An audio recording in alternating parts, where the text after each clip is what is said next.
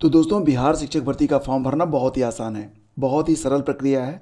लेकिन आपको एक बात का ध्यान रखना है कि अगर आप 14 तारीख से पहले पहले अपना रजिस्ट्रेशन कंप्लीट नहीं कर पाते हैं तो फिर आपको लेट पेमेंट यानी कि विलम्ब शुल्क भी देना पड़ेगा।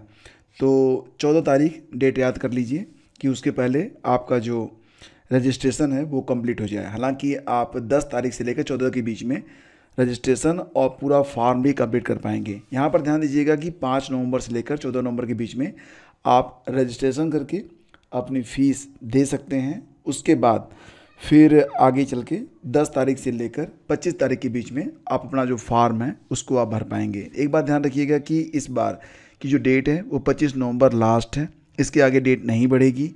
और सबसे ज़रूरी है कि आप अपना फॉर्म खुद भरें, खुद के सुपरविज़न में भरें, क्योंकि गलती में सुधार का कोई भी अवसर आपको 25 तारीख के बाद नहीं मिलने वाला है। तो इतनी बातें आप लोग बिल्कुल ध्यान रखिएगा, ठीक है।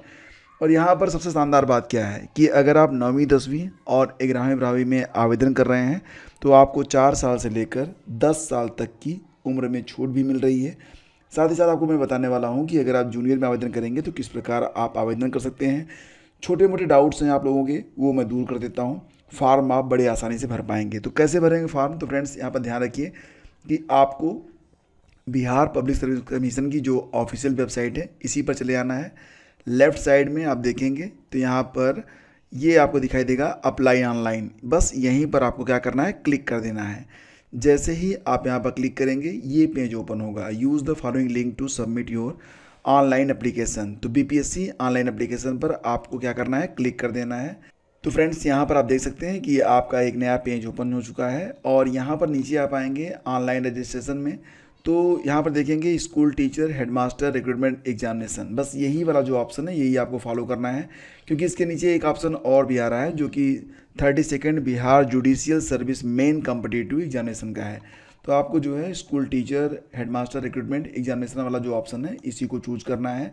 थोड़ा सा स्क्रॉल करेंगे, अप्लाई ऑनलाइन का मोड आ जाएगा। उसके पहले आपको डाउनलोड एडवर्टीजमेंट पर क्लिक करके और instructions to fill online application दोनों को आप डाउनलोड करके सेव कर लीजिएगा मोबाइल में या फिर अपने पीसी में, क्योंकि ये चीज़ें आगे चल के आपके बड़ी काम आने वाली हैं। तो अप्लाई ऑनलाइन पर जैसे आप क्लिक करेंगे फ्रेंड्स तो यहाँ पर एक नया पेज या यूँ कहिए कि आपका जो फॉर्म है वो ओपन हो जाएगा। इसमें क्या क्या जानकारियाँ देनी है मैं आपको बता देता हूँ। सबसे पहले तो आप यहाँ पर चेक कर लीजिए कैंडिडेट फर्स्ट नेम, यानी कि अगर आपका नाम मान लेते हैं जैसे कि मेरा नाम है तो ज्ञान प्रकाश, तो यहाँ पर आप लिख देंगे ज्ञान और यहाँ पर लिख देंगे कैंडिडेट मिडिल नेम। तो अगर आपका कोई मिडिल नेम नहीं है, ठीक है, तो इसको आप खाली छोड़ देंगे। लास्ट नेम यहाँ पर लिख सकते हैं ज्ञान नीचे प्रकाश, क्योंकि मिडिल नेम तो इसमें है नहीं, ठीक है।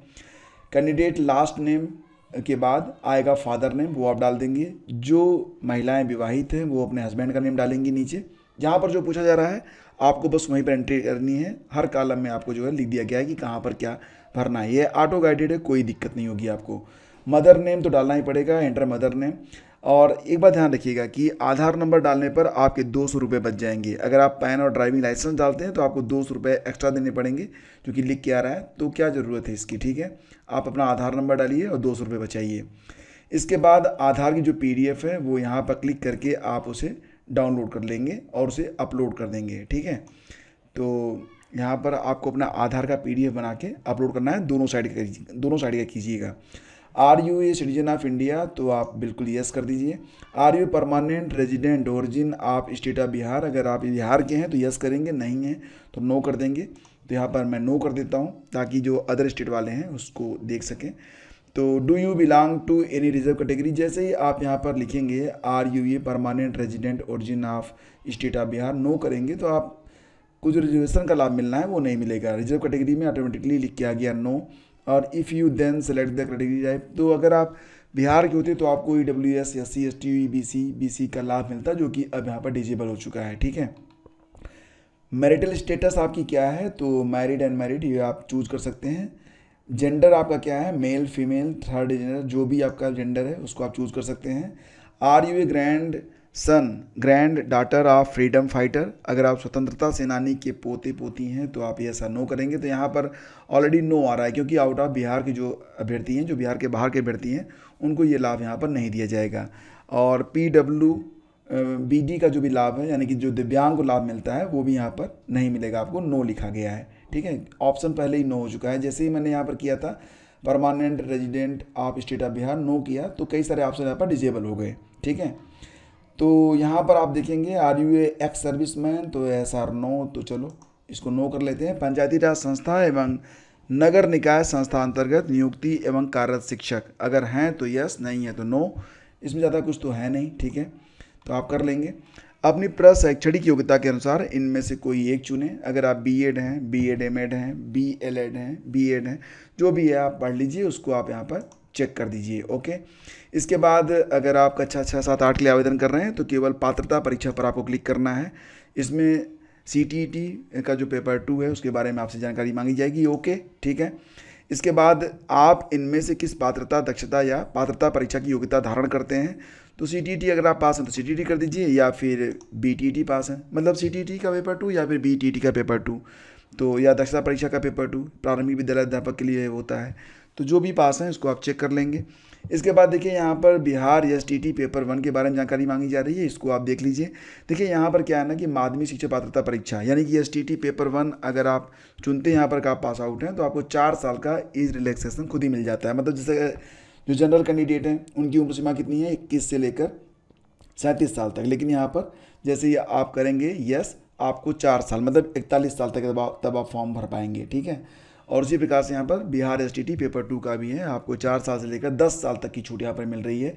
सब्जेक्ट वाइज देख लीजिए आप, जैसे कि अगर आप English, science, math, social science, Sanskrit और उर्दू और हिंदी में अगर आप STT 1 पेपर पास हैं तो आपको 4 साल छूट मिलेगी।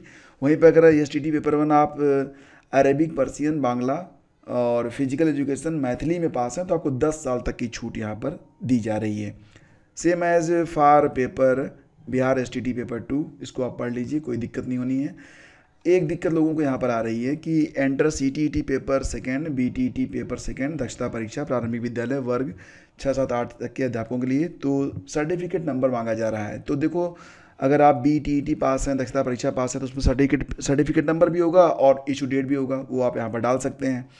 अगर आपके सर्टिफिकेट में अगर सर्टिफिकेट नंबर नहीं है तो आप वहाँ पर NA लिख दीजिए और इशू डेट डाल दीजिए, साथ ही साथ उसकी PDF बनाकर आप यहाँ पर अपलोड कर दीजिए। समझ गए आपने कि अगर आपका जो सर्टिफिकेट है उसमें अगर सर्टिफिकेट नंबर नहीं है तो NA लिख दीजिए, इशू डेट डाल दीजिए और उसकी PDF बना के अपलोड कर दीजिए। Very simple. ठीक है, आप इनमें से किस विद्यालय अध्यापक की अनिवार्य अर्हता रखते हैं। शिक्षा विभाग के विद्यालय अध्यापक पद के लिए, कल्याण विभाग के पिछड़ा वर्ग एवं अति पिछड़ा वर्ग विद्यालय अध्यापक प्रधानाध्यापक के लिए। तो जो भी शिक्षा विभाग के विद्यालय अध्यापक पद के लिए तो बस इसको आप यहाँ पर चेकआउट कर दें।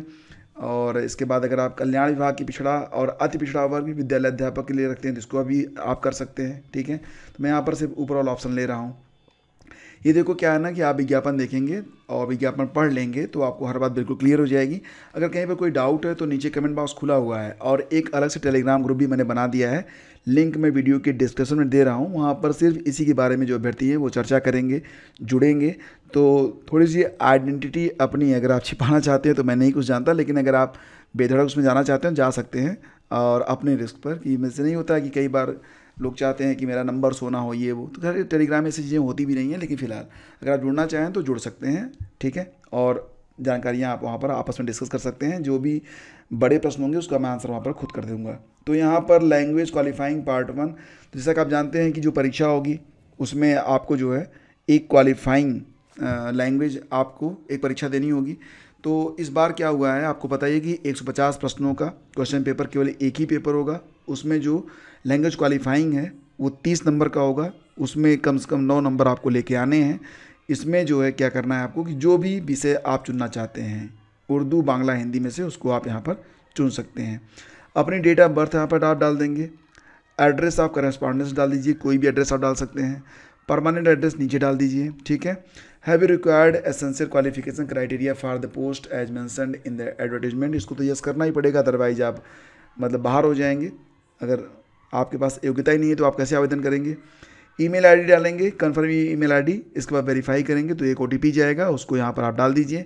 मोबाइल नंबर डालेंगे, गेट OTP पर क्लिक करेंगे और फिर यहाँ पर वो OTP डाल के वेरीफाई कर लेंगे, कैप्चा डाल दीजिए और सबमिट रजिस्ट्रेशन फॉर्म। बस इतना करने के बाद आपकी जो ईमेल आईडी और मोबाइल नंबर है उस पर लॉगिन आईडी और पासवर्ड आएगा, उसको आप यहाँ पर डाल दीजिएगा, यहाँ पर, ठीक है। तो यहाँ पर डाल के यूज़र नेम और पासवर्ड में जो कि आपके ईमेल आईडी और मोबाइल नंबर पाएगा, कैप्चा डाल के आप लॉगिन कर लीजिएगा। इसके बाद फ़ी पेमेंट कर दीजिए। तो जितने भी एग्ज़ाम आप चुनेंगे उसी के मुताबिक आपको जो फ़ी पेमेंट करना पड़ेगा। तो सिंपल सा प्रोसेस है। कहीं पर कोई भी दिक्कत आ रही है तो वो आप ज़रूर बताइएगा। 10 तारीख को मैं एक डिटेल वीडियो बना के अपलोड करूँगा, क्योंकि 10 तारीख के बाद ही पूरा फॉर्म यहाँ पर भरा जाएगा। तो अभी तो बस केवल यहाँ पर निबंधन मतलब रजिस्ट्रेशन और फीस ली जा रही है, बाकी प्रक्रिया 10 तारीख के बाद स्टार्ट होगी। लेकिन एक ज़रूरी बात यहाँ पर ये है कि अगर आप 14 तारीख तक अपना जो ये रजिस्ट्रेशन वाला काम है पूरा कर लेंगे तो विलम्ब शुल्क आपका बच जाएगा, लेट पेमेंट आपका बच जाएगा। तो कुछ पैसे बचा लीजिए, क्या करना है, ठीक है, 5 मिनट का काम है, कर लीजिए। तो दोस्तों उम्मीद करता हूँ कि अब आप हर बात से बिल्कुल क्लियर हो गए होंगे। Any doubt then you can ask in the comment box. और एक मैंने यहाँ पर ग्रुप बना दिया है, ग्रुप का लिंक मैं दे रहा हूँ वीडियो के डिस्क्रिप्शन में, आप लोग जुड़ जाइए वहाँ पर। आपस में भी आप लोग अपनी बात रख सकते हैं, क्योंकि बहुत सारे लोग होंगे तो सभी लोग अपना जो है एक दूसरे का समाधान भी करते रहेंगे। एक फेसबुक पर भी ग्रुप मैंने बना रखा है, उसका भी लिंक मैं वीडियो के डिस्क्रिप्शन में डाल रहा हूँ, तो वहाँ से भी जाकर आप लोग अपनी बातचीत जारी रख सकते हैं। तो thank you so much, have a great day, जय हिंद।